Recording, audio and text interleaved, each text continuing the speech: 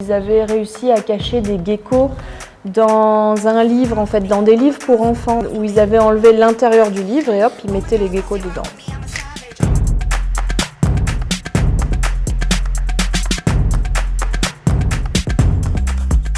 Le commerce en ligne, on en a une petite image. C'est comme si on avait découvert le problème, mais c'est encore difficile pour nous d'identifier toutes les espèces qui sont concernées, dans quelle mesure, par quel type de trafic spécifiquement.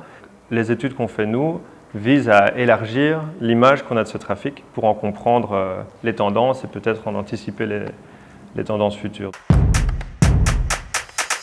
Ce que permet Internet, c'est plus d'anonymité de la part des vendeurs. Ils peuvent utiliser des petits surnoms, ils peuvent changer de compte, puis voilà, de leur maison, ils envoient leurs objets d'ivoire. Donc, ils n'ont plus de vitrines physiques qui sont beaucoup plus visibles, notamment par les policiers et les douaniers.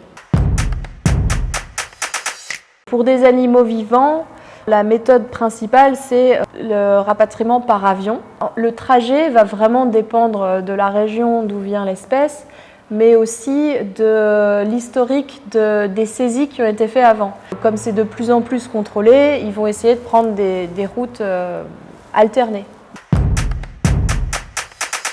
Il y a déjà eu des saisies d'animaux vivants qui sont cachés. Alors évidemment, en général, tu as un gros pourcentage qui arrive mort. Ils avaient réussi à cacher des geckos dans un livre, en fait, dans des livres pour enfants, donc des livres assez épais, où ils avaient enlevé l'intérieur du livre et hop, ils mettaient les geckos dedans. Donc il y a un vrai problème aussi, évidemment, de bien-être animal derrière.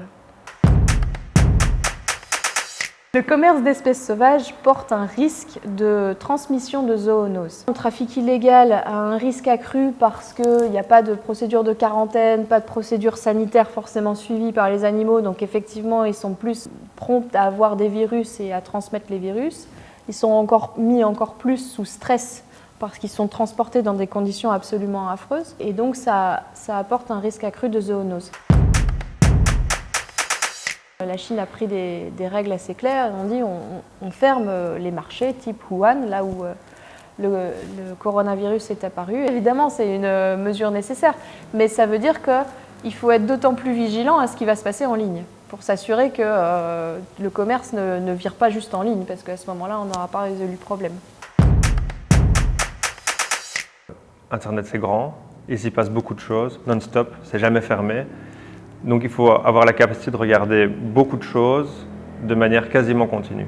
Il y a une autre difficulté, qui celle-ci est attrait plutôt à la législation, c'est que c'est très difficile par écran interposé de faire une évaluation de la légalité ou de l'illégalité d'un produit. Aujourd'hui, la technologie n'a pas encore développé un outil qui serait imparable et qui serait en gros l'arme fatale pour lutter contre le trafic. Aujourd'hui, les ordinateurs, pour peu qu'on les entraîne à reconnaître des choses, ils peuvent ensuite les reconnaître tout seuls. Si on lui montre suffisamment de fois, ok, ça c'est de l'ivoire, ça c'est de l'ivoire, ça c'est de l'ivoire, ensuite, même perdu dans l'immensité d'Internet, il va pouvoir reconnaître de l'ivoire quand il en voit. Et comme il y a beaucoup d'espèces à protéger, CITES c'est plus ou moins 34 000 espèces protégées, on a besoin d'énormément de données pour pouvoir entraîner tous les ordinateurs. Ce à quoi on appelle ici, avec WWF et Trafic, c'est une collaboration et une coordination de toutes les parties prenantes, les forces de police, les forces de douane, les ONG, mais aussi les grands groupes technologiques qui, eux, ont cette force de puissance, cette force de frappe pour rassembler toutes ces données qui, en fait, relèvent de leur travail journalier, comme Google ou Facebook, pour citer les plus connus, quoi. Vous achetez, que ce soit une espèce vivante ou un produit issu d'une espèce sauvage, donc ça peut être des animaux, mais ça peut être aussi des plantes, ça peut être des coquillages, ça peut être du corail. Si vous voyez des jolies choses sur Internet qui sont issues du milieu vivant, posez-vous la question, est-ce que c'est légal? Est-ce qu'il y a une règle? Est-ce qu'il y a vraiment des règles sur le commerce des espèces? Et évidemment, si c'est un bien illégal, on veut vraiment que les acheteurs arrêtent, parce qu'au final, tant qu'il y aura des acheteurs, il y aura du commerce, il y aura du trafic.